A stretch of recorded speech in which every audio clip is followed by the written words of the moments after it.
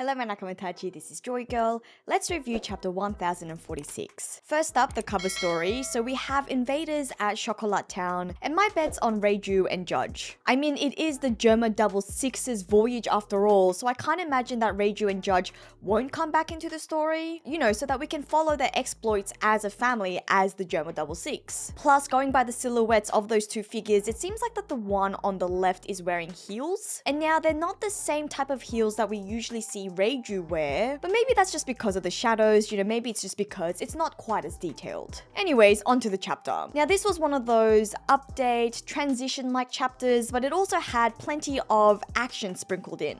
I like the focus that we're getting on other characters as well. The last couple of chapters have been very Luffy-centric, and quite rightly so. I mean, it's an amazing power-up that he's just gotten, and he has been really hype, and of course he was in this chapter as well, but we'll get to that later. Because one of the really impressive characters in this chapter was Raizo, who this chapter title is named after. And we have been seeing the development of Raizo's character in comparison to what we saw of him during the flashback, during this battle with Fukurokuju. I mean, during that battle between the ninjas, I've been analyzing how it was Raizo who complained of the heat at Oden's execution, and then obviously in the raid, it was Raizo's endurance of the heat of the flames, and it was his perseverance which meant his ultimate victory over Fukurokuju.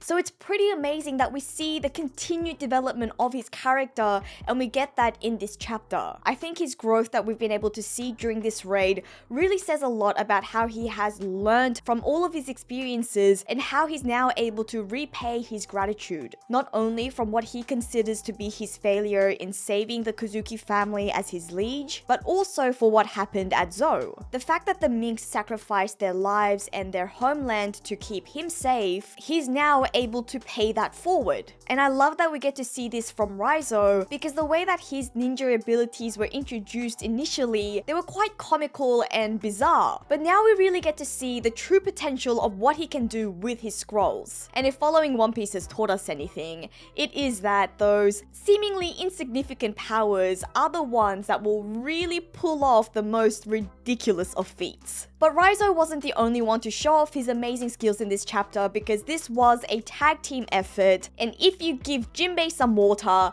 he will deliver. I really love Fishman Karate as a fighting style. It's really up there as one of my favorites in this series. So it was really exciting to see Jinbei in this chapter. I also really appreciate that Jinbei was the Straw Hat to get this shining moment and to share in this spotlight. He is new to the Straw Hats after all, and this is the arc where he has officially joined the crew. So I think it really makes sense for him to get these sorts of highlights in coming to the rescue. And I'm not saying that his showing against Who's Who wasn't great, because it was amazing, but Jinbei is a former warlord and amongst one of the most experienced combatants in this raid. So again, it really just makes sense, and it's really great to see him being put to more use in this war. And you know, really establish his strengths and his abilities, because he really is just such a powerhouse and really makes us excited for what's going to happen for the Straw Hats going forward. Now, speaking of the Straw Hats, it really seems like the crew are going to find their way to each other soon, which is something that usually happens by the end of every arc. Zoro's still not awake yet, so there are still questions as to what on earth is going on with him, but I really like the way that Oda used these segments featuring and providing updates on the Straw Hats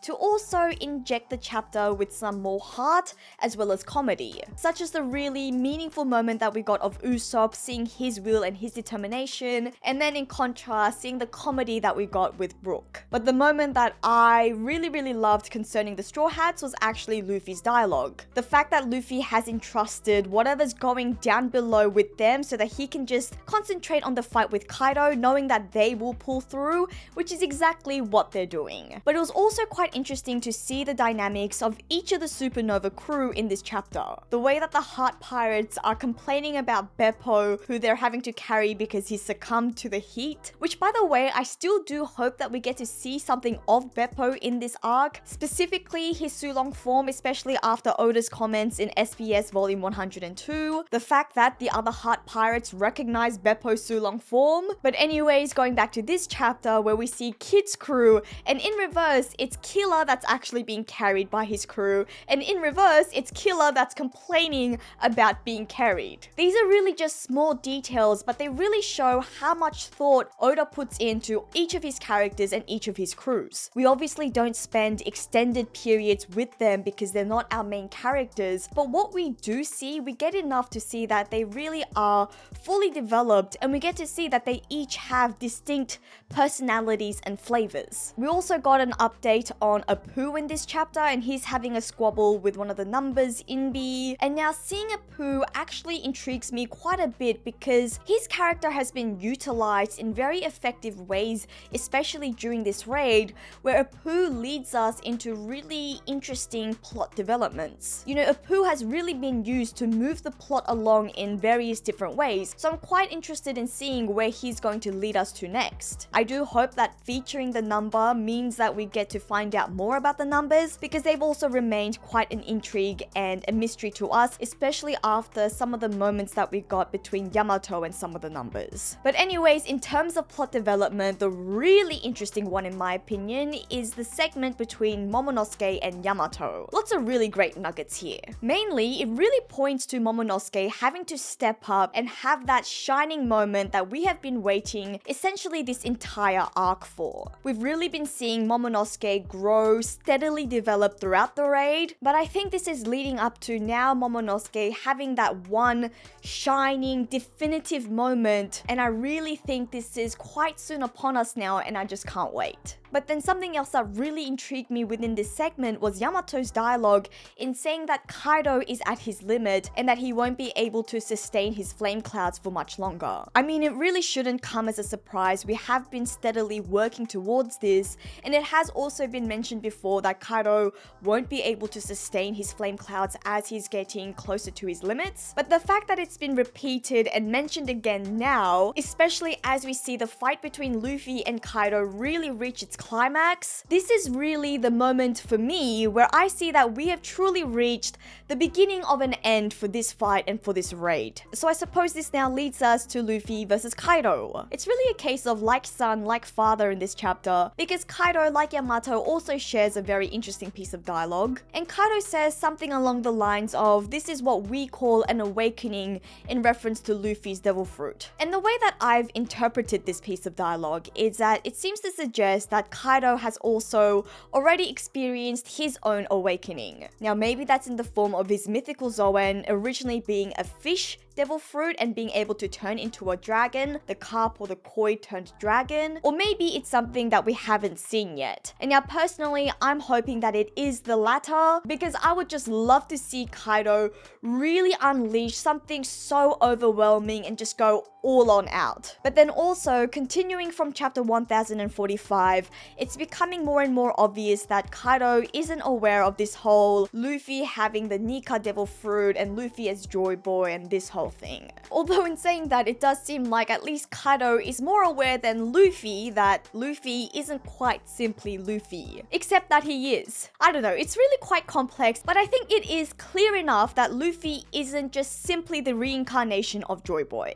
I think that has also been quite clear from the last couple of chapters that we've been getting, but it was really clarified in this chapter as well. Firstly, because of Zunisha's inner monologue, the fact that Zunisha seems to be distinguishing between the Joy Boy of the past that Zunisha knew and is thinking to now, and then recognizing Luffy on his own, in his own right, as this boy who just feels so damn like Joy Boy that it must just be fate. But then also, Oda went to some lengths to really show us that this is still the same silly Luffy who pays no mind to the really deep and meaningful lore or the fateful changes going on. It's really quite simple. This is still the same Luffy, the same rubber ball therefore he's going to use, in his mind, the same rubber powers to surpass anyone who stands in his way of achieving full freedom. Whether that be freedom from Kaido's tyranny, or whether that be ultimate freedom for himself in becoming the Pirate King. And how awesome was that panel? And how funny was it to see Luffy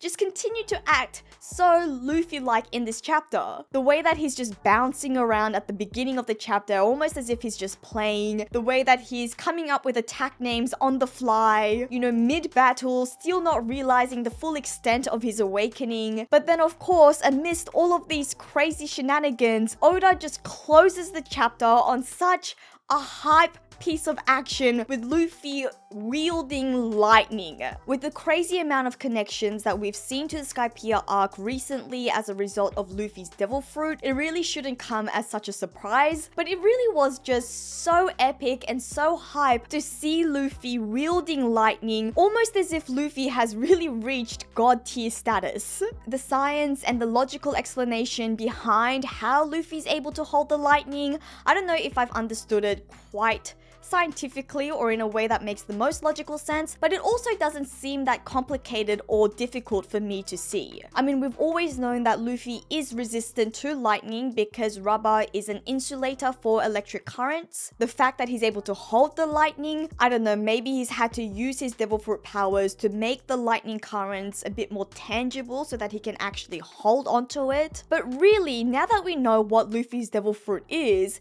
if Luffy's imagination thinks that he can hold lightning, then he can hold lightning. And I am really all for it. And I imagine that this is the type of action that some people have been waiting for, to see Oda move on from just the cartoon comical side of Luffy's devil fruit and really use his truly ridiculous, epic, and truly hype forms of his powers. And I really hope that Oda just continues to mix in both of these elements in seeing Luffy so hype, so epic, but then also just goofy and fun, because I am really just enjoying all of this immensely. But now here we are with the lovely artworks from the latest Joy Fleet artwork competition, where the theme was to draw One Piece characters cartoonified. We have Korzat, who went above and beyond with the whole Straw Hat crew all cartoonified. Mr. Melancholy with an even more hard-boiled cartoon Senor Pink. Pizza made a Cookie Run Kingdom inspired Cookie Zoro. Jiatsuki, a cartoon Sanji and Zoro, just so incredibly cute. Athena with a Boa Hancock, who looks even beautiful in her cartoon form. Joey with cartoon Buggy, which fits so well with the theme given that he's a clown, and Vivid Blader with an Angry Bird crossover of Usopp, Chopper, Frankie, Jinbei, Zoro, Luffy, Sanji, and Robin. So now I'm gonna have to request an Angry Bird Nami, because here in the Joy Fleet,